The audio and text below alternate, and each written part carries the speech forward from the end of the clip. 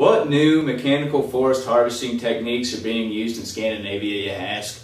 Well, stick right with us, and for the next 15 minutes, myself, Aaron Johnson, my right-hand man, Brad Deich, and my other right-hand man, Neil Bhatia, are going to tell you about it.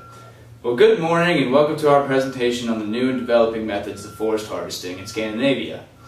The main point of this video is to explain the new systems and mechanical methods used, but we will also be touching on the soil types and the forest types that are found in Scandinavia.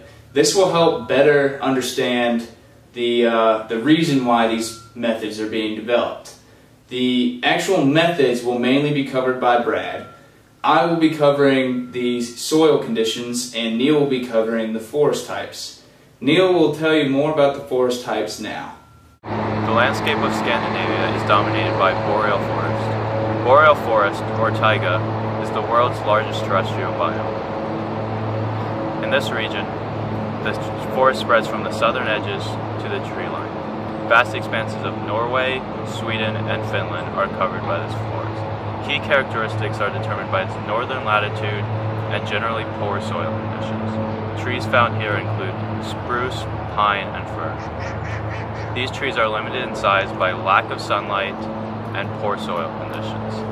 Scandinavian harvesting methods have developed uniquely to allow for the processing of these trees, which are generally tall and small in diameter.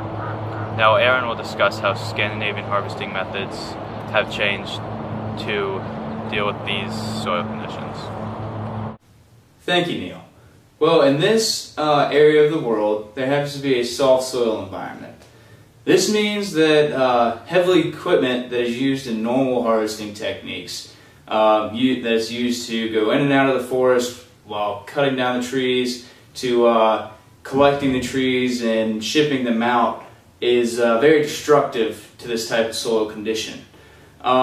It also is very hard to keep the soil from eroding when it's this easily compacted of a soil. So the Scandinavians has put much effort into developing new machines and new ways that will prevent this soil compaction. Another problem they have in Scandinavia is that per tree there is not much board feet coming from it. So they had to develop a way to use more of the tree so that these small diameters would not hinder them from normal production. So what they do over there is whole tree harvesting. Whole tree harvesting is the taking of the whole tree from the root system up. And while doing this, it is normally a destructive method. But because the Scandinavians have somewhat perfected this, it is become more environmentally friendly.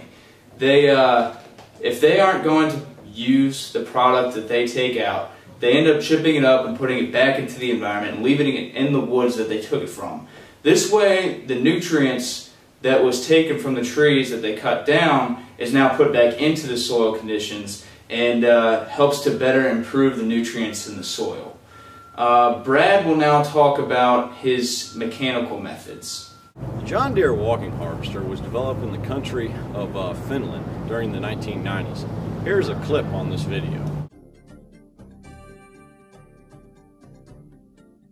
Today, after a decade of research and development, thousands of hours of prototype operations, and several design patents, Timberjack has brought this technology one step further with a purpose-built prototype for heavy equipment applications.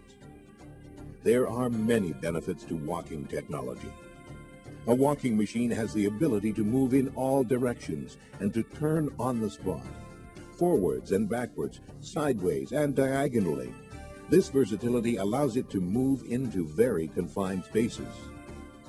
The walking machine adapts automatically to the terrain to keep the carrier level on uneven ground.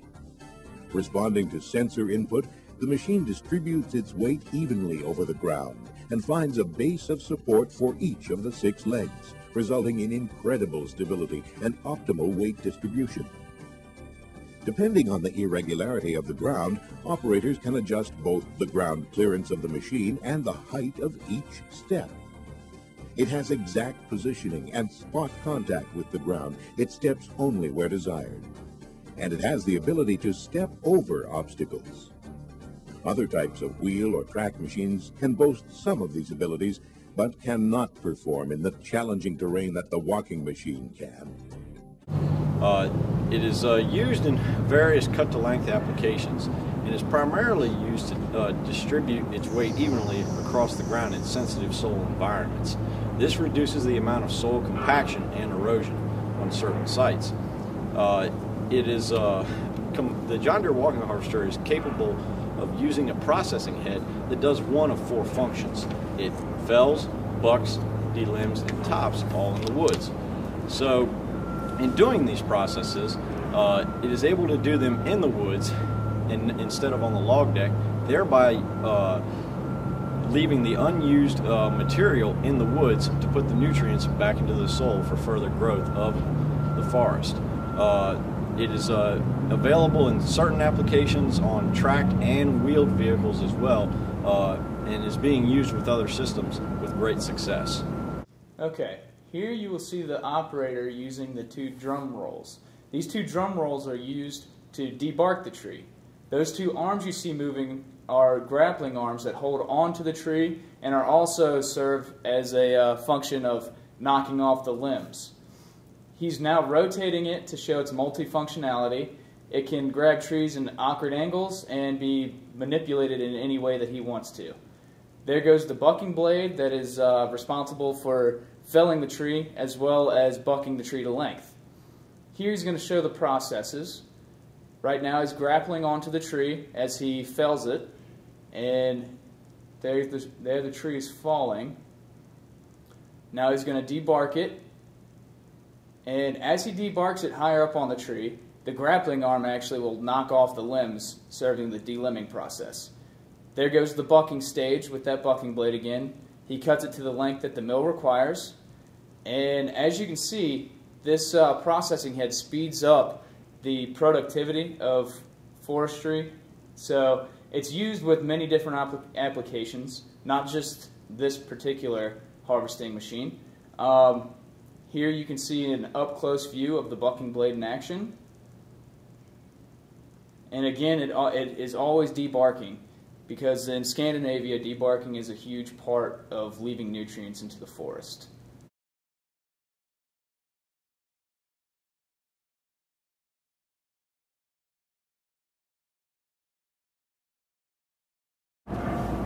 The machine that is used to haul logs in a cut-to-length harvesting system is called a forwarder. It is primarily used to distribute weight evenly when harvesting, when hauling wood to and from the woods to the log deck. It basically carries the wood on the back of its wood rack, which is situated in the rear of the machine, and it does this so it will reduce the amount of weight that is distributed on the soil as it moves through the woods. This results in less soil compaction and less soil erosion. The forwarder is equipped with chains in the rear to help distribute that weight evenly. The other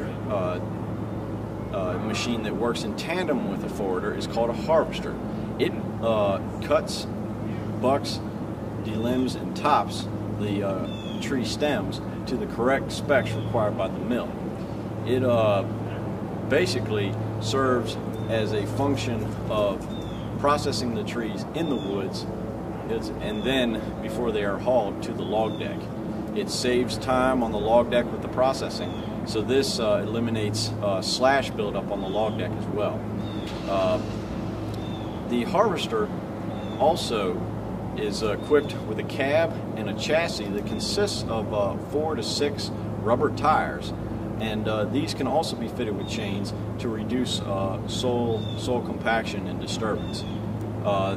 The harvesters in Scandinavia are more suited to smaller diameter timber such as spruce, fir, and pine stands versus a much larger forwarder such as a Mecahnical forwarder that is used here in the United States to haul larger diameter timber. So here's a video of a harvester and a forwarder in action.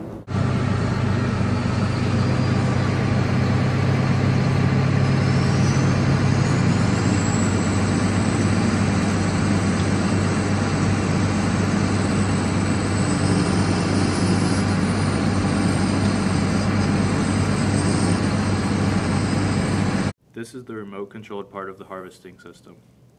The operator can control it from the cab of the forwarder. It uses the processing head Aaron described earlier, which grabs onto the tree, cuts it, delimbs it, and debarks it. Here the processing head is bucking the tree.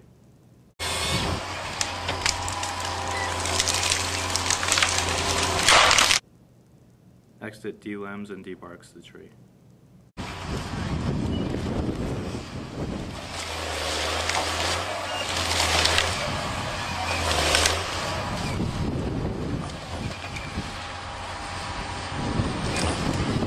Bucks it one more time.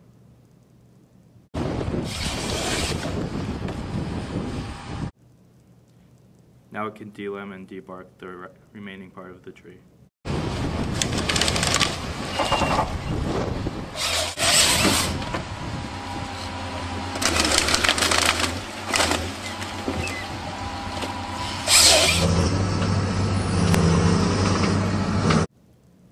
This is a view of the controls in the cab.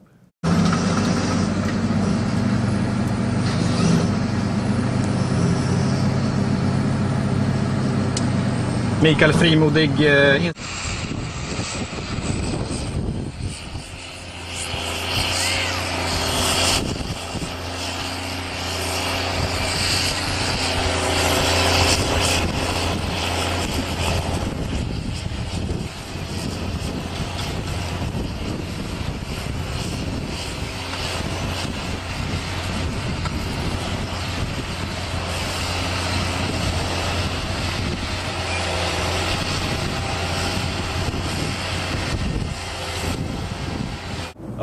In servicing these machines, any human contact with the force is demonstrated when they must be serviced. You will only see these guys get out of the cab when the machine breaks down or needs to be serviced or runs out of fuel, which if it does, they're in deep trouble. A good logger needs an equipment dealer that is close by that can provide them with parts and services to help them carry on the life of their machines long into what I call long-lived usage rotation. In doing so, the equipment dealer needs to be located really, really close nearby, and also the equipment dealer must be able to have the parts for their make and model of machine, whether it be John Deere, Cat, Tiger Cat, or even Barco and or Apprentice. Those are a few just to name. Now here is Neil with the conclusions, and I would like y'all to give him your full attention, please. Scandinavian harvesting methods have been developed uniquely to fit the needs of the region. The harvester-forwarder method is especially beneficial in the way it lifts trees off the ground to prevent damaging the soil. The techniques have been developed here to protect the weak soils and adapted for small diameter trees. Whole tree harvesting has been implemented here without removing any soil from the forest floor. In addition, the John Deere walking harvester allows for the felling of trees in areas that might otherwise be difficult or impossible to reach, and it minimalizes soil compaction. Scandinavia has a reputation for sustainability, and the techniques used here are well suited for the region's environment. Based on our research, we would recommend the use of Scandinavian methods in other regions of the world that may have similar problems. Thank you. Thanks for watching.